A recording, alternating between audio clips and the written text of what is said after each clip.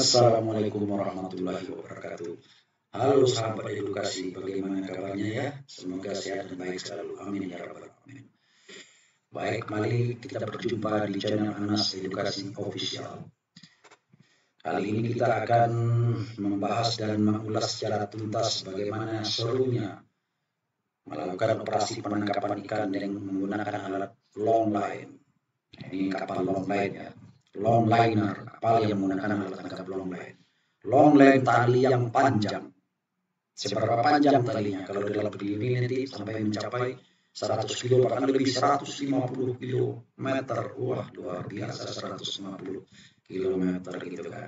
Nanti kita juga mengetahui bagaimana proses kegiatan setting, menurunkan alat tangkap, bagaimana cara menurunkannya, kemudian bagaimana menaikkan alat tangkap tersebut karena panjangnya 150 km dibantu dengan alat namanya land hauler untuk menariknya. Kemudian nanti itu ada kegiatan setting, ada hauling, kemudian juga hasil tangkapan. Nah, target utama kapal long line-nya adalah tuna. Ada tuna sirip biru, bluefin tuna, ada juga tuna sirip kuning atau yellowfin tuna. Baik, lengkapnya kita simak video berikut ini. ハエ縄は船を前進させながら幹縄という縄を繰り出して浮き玉や受け縄、そして枝縄といった縄同士を組み合わせて海中に投入していくんだ。縄を Oke, saya stop sampai sini sementara. Nah, ini secara utuh ada main line, tali utama. Nah, ini biasanya jenisnya kuralon ya. Tali utama panjang, tadi dibilang sampai 150 kilo. Di tali utama ini dipasang atau digantungkan namanya tali cabang, branch line. Ini dia, branch line. Supaya tali utama ini dan tali cabang ini mengambang di kolom pertengahan perairan, dipasang namanya pelampung dengan talinya. Ini tali pelampung, buoy line. Ini pelampungnya, buoy, ini line, ini buoy, gitu kan. Kemudian antar pelampung ini dipasang 5 tali cabang, 1, 2, 3, 4, 5. Nah, ini 5 tali cabang. Pemasangan pelampung ini sangat menentukan. Menentukan apa? Menentukan seberapa jauh pancing ini tenggelam. Kalau misalnya pelampungnya jarak, nah, bisa aja tenggelam, pelampungnya terbawa tenggelam ke dasar lautan, dasar perairan. Tapi pada saat dia terlalu rapat, nanti ngambang atau mengapung pancing ini. Kemudian berikutnya juga ada tali cabang ini beberapa komponen gitu kan. Ini kan dia rangkaian. Untuk memasangkan tali cabang ini ke tali utama dipasang alat namanya snap. Snap itu adalah mengkaitkan tali cabang dengan tali utama. Di sini bukan diikat, bukan pakai simpul, tapi pakai snap. Gampang dilepas, gampang dipasang.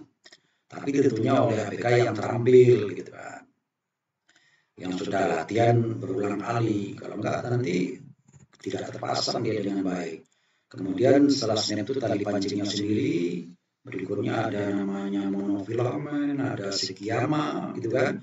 Ada swivel, kili-kili gitu kan. Sampai ke bawah ini. Kili-kili itu untuk mengatur supaya jangan dia terbelit atau kusut. Kemudian ada tali wire leader, tali kawat baja, baru mata pancing. Hook, ya mata pancing.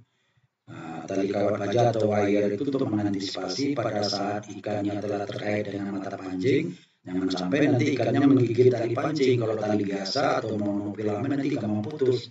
Tapi dengan wire gitu kan, bisa aman ikannya, bisa ketangkap, bisa didapat gitu kan.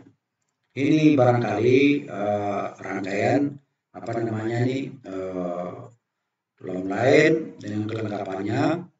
Ini biasanya jenis talinya kuralon ya, tali yang sangat kuat karena ditarik dengan kapal begitu jauh gitu kan. Nah, diharapkan tidak putus. Tapi kalau putus gimana? Ada kalanya memang putus. Pengalaman saya operasi penangkapan long line di Samudra India ini beberapa kali putus, tapi kita nggak usah bingung. Ini alat tangkap long line ini sangat canggih. Di paling ujung ini ada namanya radio buoy. Radio buoy pelampung yang dilengkapi dengan radio, dilengkapi dengan baterai, dilengkapi dengan frekuensi tertentu. sehingga bisa dimonitor di atas kapal. Kapal dipasang namanya radio direction finder, jadi dilengkapi dengan frekuensi yang sama, sehingga putus pun nggak ada masalah. Kita bisa monitor di mana posisi radio, di mana koordinatnya, sehingga bisa ditemukan dengan gampang, dengan mudah gitu kan. Oke, mungkin selanjutnya kita lanjutkan mengikuti video ini. を投げ入れるから、これを遠縄って言うんだよ。浮き玉と浮き玉の間は一鉢といって、普通は5、6本の枝縄が吊り下げてあるんだ。枝縄一本一本の先端には釣り針が1本ずつついていて、イカなどの餌をかけるようになっているんだ。遠縄は普通4、5時間かかって、全長はおよそ 150km。枝縄は2500本から3000本も海中に吊り下げられることに。Wow, luar biasa 150 km. Ini luar biasa jaraknya. Ditarik dengan kapal. Jadi kekuatan kapal menahan tali ini karena diturunkan tadi pelampung utama, kemudian beberapa pelampung, pancingnya sendiri, umpannya sendiri, dan lain sebagainya komponennya. Jadi kebetulan ini yang 150 kilo, tapi nggak selalu, ada juga yang 100 kilo, tergantung jumlah pancing yang diturunkan. Oke, kita lanjutkan. になるんだよ。びっくりだね。Tona kasih video. Sengaja saya stop ya. Perintah kapten, perintah nakoda, setting offline. Kita turunkan tali pancing, gitu kan? Tapi kita lihat bukan tali pancing yang diturunkan. Yang diturunkan pertama kali adalah yang saya sampaikan di awal, radio buoy. Radio buoy yang dilengkapi, pelampung yang dilengkapi dengan radio. Punya baterai, punya frekuensi tertentu yang disamakan dengan RDF yang di atas kapal, sehingga keberadaan radio buoy ini bisa ditentukan, dicari lokasinya pada saat kita mau hauling. Coba bayangkan pada saat cuaca yang tidak bersahabat, hari hujan, kemudian ada petir, malam hari seperti sekarang ini, kalau nggak salah ini suasana malam hari. Nah, ini kita mau hauling, di mana posisi radio buoy? Nggak gampang mencarinya, tapi dengan adanya RDF yang ada di atas kapal, bisa kita tahu koordinatnya, kita tahu posisinya. Nah, kemudian berikutnya setelah ini menurunkan pancing secara berurutan, pelampung, pancing 5 branch line, pelampung lagi, 5 branch line, pelampung lagi, begitu cepat. Namanya juga setting, menurunkan kan, bagaimana kesigapan yang memasang umpan, bagaimana kesigapan yang memasang snap pada tali utama, bagaimana kesigapan melempar branch line itu. Karena tali utama mengulur dengan mesin, di area dengan mesin dengan kecepatan tertentu dan cukup cepat. Mengulur tali utama ini dan menariknya dan mengulurnya kembali ke gudang alat tangkap, box line itu adalah line thrower dan line ranger gitu kan. Nah, ini kita ikutin bagaimana kesigapan kru kapal dalam melakukan setting ini. Oke. 漁労長の合図と同時にラジオブイを投下。遠縄が始まった。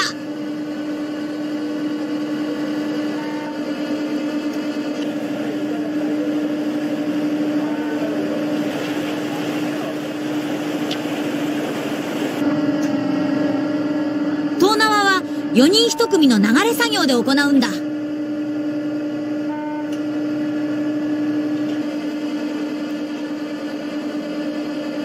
枝縄をブザーの音に合わせて幹縄につけて海に投下。目にも止まらない。 Nah, ini yang saya maksud. Ini main line dengan kecepatan tinggi diluncurkan dari box line, gitu kan? Nah, kemudian snap harus dipasang dengan di tali main ini secepat mungkin, gitu kan? Hitungannya per detik.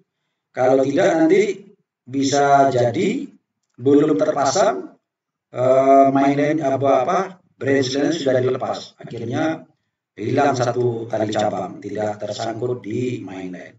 Atau juga kesigapan yang memasang umpan. Kebetulan tadi umpannya cumi ya, umpan cumi-cumi, tapi tidak selalu cumi-cumi ya, karena pada saat saya operasi long line dulu itu di Samudra India, umpannya saat itu bandeng. Bisa aja ikan layang, ikan lemuru, ikan kembung, dan lain sebagainya.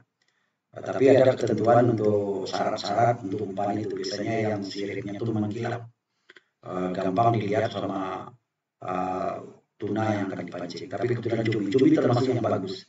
Cuma saat itu cumi kan termasuk tinggi juga harganya gitu. Ini kita lanjutkan bagaimana serunya ini sampai nanti setting ini selesai. Oke.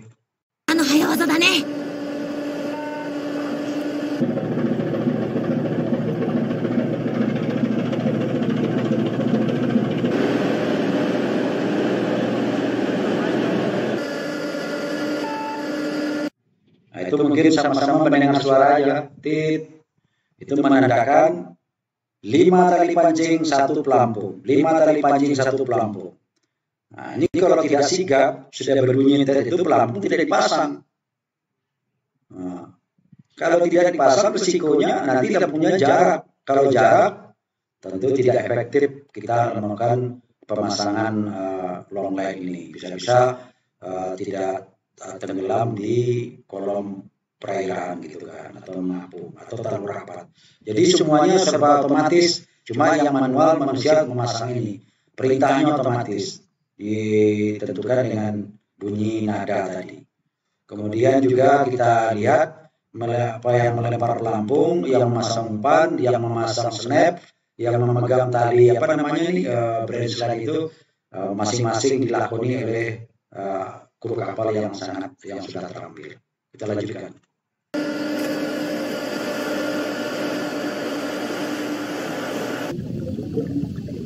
Yatta! Kakatta! Selesai setting, kita anggap selesai setting, sekarang hauling. Jadi setting ini ada kalanya setelah setting selesai, pelampung terakhir diturunkan ke laut, ada saat menunggu sebelum dilakukan hauling. Saat menunggu itu dinamakan drifting. Itu biasanya untuk alat tangkapnya nggak begitu banyak, nggak sampai 150 km ini. Jadi setelah turun kita menunggu dulu sejam, 2 jam, atau 3 jam tergantung instruksi dari kapten. Nah, habis itu baru kita hauling, menarik alat tangkap. Dan alat tangkap yang ditarik yang pertama yang diangkat itu adalah pelampung yang pertama kali kita turunkan tadi, gitu kan. Tapi kalau alat tangkap yang 150 km ini tanpa drifting, tanpa menunggu drifting pun nggak masalah. Tapi tetap kembali ke pelampung yang pertama, jangan yang terakhir diturunkan pertama diangkat, gitu kan. Itu nanti tentu belum sempat dimakan ikan umpan tadi, gitu kan. Nah, ini sekarang kita masuk hauling, kita anggap drifting sudah selesai, kita menaikkan alat tangkap. Menarik alat tangkap ini menggunakan alat penggulung tali atau menarik tali line hauler, gitu ya. Jadi long line ini harus dilengkapi dengan line hauler. Nanti kita lihat juga tayangan berikutnya. Mebachi da!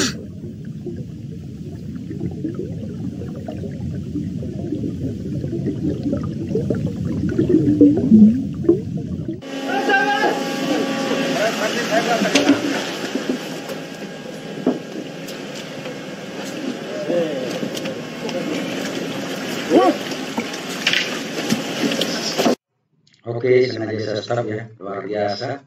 Kalau kita lihat satu hasil tangkapan sudah naik, tuna, kalau nggak salah ini tuna bluefin ini, tuna sirip biru. Nah, ini mengingatkan saya kembali, ini menyegarkan ingatan saya pada saat operasi penangkapan dengan tuna long line tahun 90-an. Dengan sahabat saya, Kapten Suharyanto ya, di Samudra India. Kita mendapatkan tuna ini luar biasa. Umpan dimakan sama tuna ukuran 30 kilo. Kebetulan tunanya ditelan sama cucut yang beratnya di atas 2 ton. Bagaimana berjibakunya kru kapal, taruna, pelatih untuk menaikkan cucut yang beratnya di atas 2 ton sampai kita potong di permukaan laut itu. Jadi ini tadi kita lihat satu ekor hasil tangkapan tidak bisa dinaikkan oleh satu orang. Satu orang memegang tali branch line. Yang memegang tali branch line tadi yang pertama, kemudian dibantu dengan 2 orang memegang ganjo. Kalau tidak ganjo, bisa-bisa tali pancingnya putus. Atau bahkan kru kapalnya yang jebur ke laut, ditarik sama tuna. Nah, ini memang mengandung risiko semuanya, tapi kalau sudah terampil tidak ada masalah.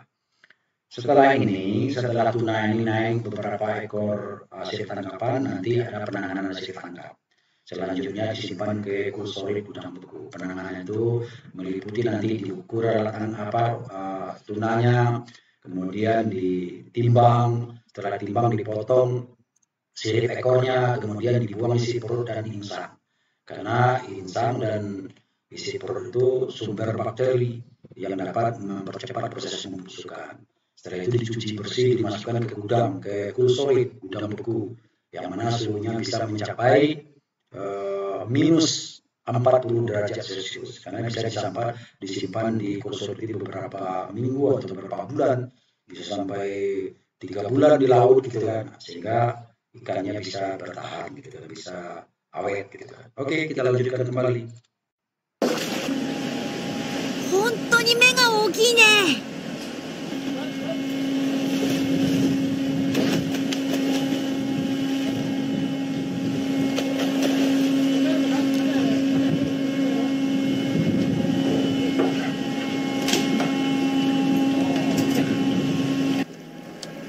うわー、メバチがどんどん上がってくる。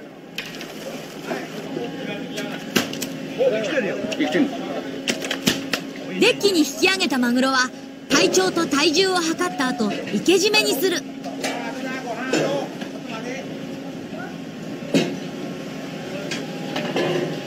はい、65。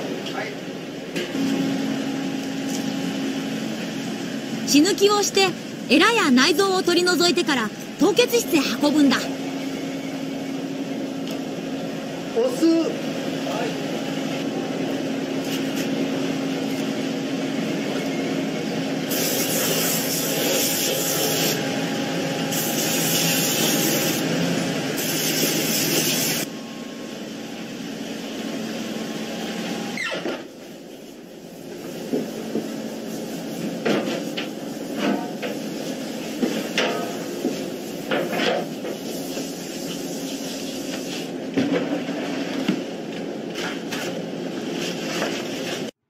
Baik, kembali saya stop.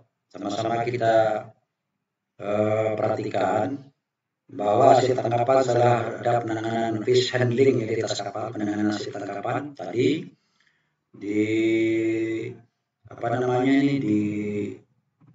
dibersihkan, ditimbang, dicuci dan lain sebagainya, itu dibuang isi perut, insang, kemudian dimasukkan ke cold storage. Ini dalam cold storage, ini juga kru kapal yang sangat terampil karena di dalam ini nggak bisa lama. Kalau terlalu lama nanti orangnya juga ikut beku gitu kan. Nah, ini jenis cold storage-nya contact plate freezer ya, yang langsung ikannya disusun secara menempel di gudang beku ini, di lantai gudang beku. Nah, baik, dengan masuknya hasil tangkapan ke gudang beku atau khusus ini berakhir tayangan bahasan kita pada kesempatan ini. Mudah-mudahan bisa bermanfaat, memberikan pengetahuan. Kita sampai bertemu pada video berikutnya. Terima kasih atas perhatiannya. Assalamualaikum warahmatullahi wabarakatuh.